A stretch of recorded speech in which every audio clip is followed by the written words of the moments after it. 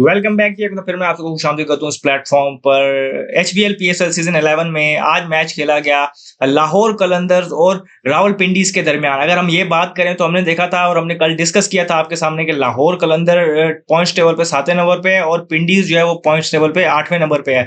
लाहौर कलंदर ने कल अपना मैच हारा था और कल अगेन हमने देखा कि उनकी बैटिंग ने वहां उनको डिसअपॉइंट किया था और फिर उसके बाद हमने देखा कि वो एक वन साइड मैच हार गए थे और आज उनको आके कुछ ही घंटों के गैप के बाद आके फिर यहाँ पर मैच खेलना था, तो उनके पास ज्यादा वहां पर मीटिंग्स करने का और वो सारी चीजों का जिसे कहते हैं कि क्विक टर्न अराउंड टाइम था उनके लिए। तो आज आकर उन्होंने मैच खेला और आज रावलपिंडीज के अगेंस्ट उन्होंने मैच जीता। रावलपिंडीज के लिए ये टूर्नामेंट जिसे कहते हैं कि बुरे से शुरू हुआ था, अब बदतर में तब्दील होता जा रहा है। जिस तरीके से उन्होंने 7 मैचेस खेले और सातों के साथ हारे हैं, तो हमने देखा कि आज लाहौर कलंदर ने भी उनको मैच हराया। लाहौर कलंदर के कैप्टन शाहीन शाह अफरीदी ने यहाँ पर आज टॉस जीतकर अगेन वहां पर उन्होंने वही फैसला किया कि उन्होंने बैटिंग का फैसला किया। आज जो सरफेस थी वो देख के लग रहा था कि ये अच्छी सरफेस है, यहाँ पर रन्स देखने को मिलेंगे, बड़े रन्स देखने को मिलेंगे और फिर वो अपने बॉलर्स को बैक करते हैं कि वो आके वहां पर उस टोटल को जो भी वो पुट करेंगे उसको डिफेंड करेंगे, और ऐसा ही हुआ। आज हमें उनकी ओपनिंग पोजीशन में चेंज नजर आई कि उन्होंने मोहम्मद नईम को वहां पर बिठाया और फारूक को खिलाया वहां पर उन्होंने, और ये एक जिसे कहते हैं एक ब्रेव डिसीजन था,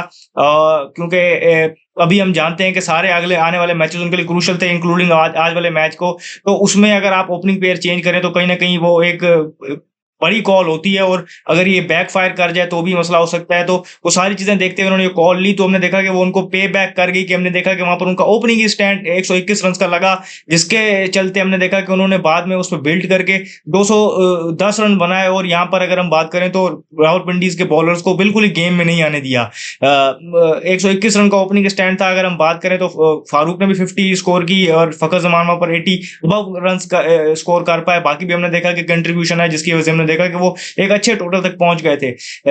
जितनी तारीफ की जाए लाहौर कलंदर की बैटिंग की, पर्टिकुलरली उनके ओपनर्स की, वो कम है। लेकिन यहाँ पर रावलपिंडीज की बॉलिंग पे और उनकी मैं डिसीजन मेकिंग पे भी बड़ा सवाल उठाना चाहूंगा कि वो किस तरीके से वहां पर क्या सोच के खेल रहे हैं, और समझ नहीं आ रही कि अगर आप देखें तो पावर प्ले के 6 ओवर होते हैं, ये आप सब जानते हैं, उसमें से 5 ओवर स्पिन कर रहा है और एक बॉलर वहां पर स्पिनर है वो 3 ओवर कर रहा है। तो आप क्या चाह रहे हैं कि आपको पता है कि फिर कोई भी बैटर हो और कितना ही बड़ा स्पिनर हो तो वो आपको वहां पर लाइन अप कर लेता है फिर पावर प्ले में, जहां पर, और अगर आप सरफेस को देखें तो वो ट्रू सरफेस थी, तो वहां पर आपने 5 ओवर पावर प्ले में अपने स्पिनर से करवा दी और वो सारे ओवर पिट गए। फिर हमने देखा कि वहां पर जो उनकी फील्डिंग हुई, पर्टिकुलरली अगर आप सैम बिलिंग की बात करें तो उन्होंने वहां पर मजमूई तौर पर हम बात करें तो 2 कैचेस भी छोड़े हैं, एक स्टंपिंग भी छोड़ी है, और आउटफील्ड में भी कोई इतनी अच्छी फील्डिंग नहीं की। तो उन्होंने अपने कॉज, जिसे कहते हैं कॉजेस को हेल्प ही नहीं किया। और बॉलर्स भी अगर आप देखें तो वहां पर एक मोहम्मद आमिर को छोड़ के उनके बाकी सारे बॉलर जो है वो एक्सपेंसिव साइड पर है और विकेट भी नहीं ले पाए, जिस तरीके से आप जानते हैं। तो उन्होंने उनके कॉजेस को बिल्कुल हेल्प किया, क्योंकि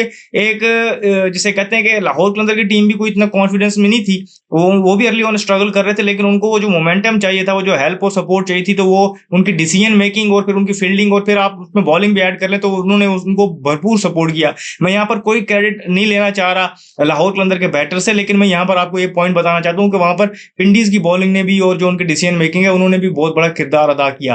फिर अगर हम बात करें तो ये टोटल उनके लिए बड़ा था, तो यहाँ पर उनको चाहिए बड़ा टोटल चेस करने के लिए एक केपेबल बॉलिंग लाइन के अगेंस्ट, तो उनको अच्छा स्टार्ट चाहिए था, लेकिन वो भी उनको नहीं मिला।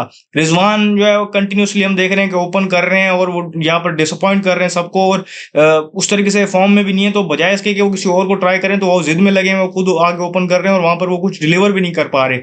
फिर भी हमने देखा कि पावर प्ले में वो 62 रन कर पाए, कर्टिसी यासिर खान, जिन्होंने वहां पर एक आउटस्टैंडिंग 58 रन की इनिंग खेली और गेम को टेक ऑन किया, और एक टाइम पर गेम में जिसे कहते हैं कि रिक्वायर्ड रन रेट को चेक में रखा हुआ था और एक अच्छी पोजीशन में ले आए थे वहां पर पिंडीज को, कि जहां पर पिंडीज उसके बाद बिल्ड करके मैच जीत सकता था अगर उनके आने वाले बैटर्स थोड़ा सा माइंड अप्लाई करते। पिच को देखें अगर आप, तो हमने देखा कि फिर एक आया हारिस रऊफ का कि जहां पर उन्होंने यासिर खान को भी आउट किया और दूसरे बैटर को भी आउट किया। उसके बाद हमने देखा कि डाउन हिल ही गया वहां पर सारा कुछ पिंडीज के लिए, लेकिन टूवर्ड्स एंड हमें एक नॉक नजर आई वहां पर 54 रन की साद मसूद की तरफ से। तो उन्होंने ये बताया, वो नॉक को आप देख के अंदाजा लगा सकते हैं कि कितनी ट्रू सरफेस थी, और अगर उनके बैटर्स अपने आप को थोड़ा सा वहां पर टाइम देते, थोड़ा सा एप्लीकेशन एप्लीकेशन दिखाते थे, टोटल चेस करने वाला था और वो लाहौर कलंदर को यहाँ पर प्रेशर में ला सकते थे, लेकिन कोई वहां पर हमें एप्लीकेशन नजर नहीं आई। 2 बैटर्स जिनके डबल फिगर्स में दाखिल हो पाए हैं, दोनों के नाम लिए मैंने कि यासिर खान जिन्होंने 58 किए और दूसरे साद मसूद, दोनों के आप स्ट्राइक रेट देखें तो 200 के हैं। तो जहां पर अगर आप अपने आप को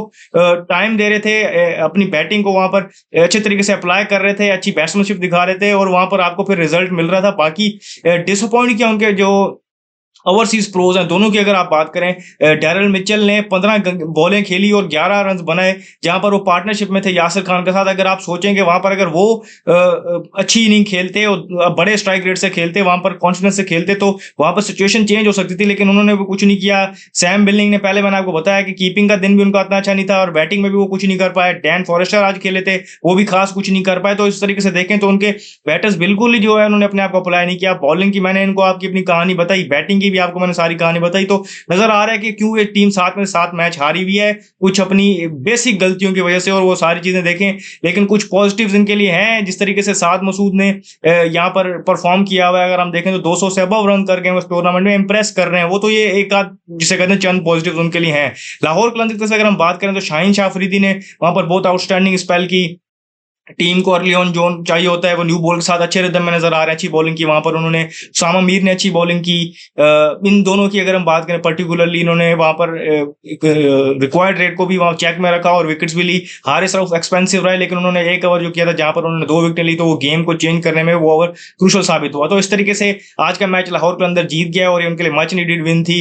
दूसरी तरफ से अगर हम रावलपिंडी को देखें तो उनके लिए ये टूर्नामेंट, जिसे मैंने कहा, जिस तरीके मैंने आपको बताया कि बुरे से शुरू हुआ था, अब बदतर में तब्दील होता जा रहा है। अब देखना होगा कि वो एक विक्ट्री भी यहाँ हासिल कर पाते हैं नहीं। तो जो भी फर्दर अपडेट्स होंगी हम यहाँ आपको देंगे। इस वीडियो में फिल वक्त इतना ही, मुझे दीजिए इजाजत, शुक्रिया, अल्लाह हाफ़िज़।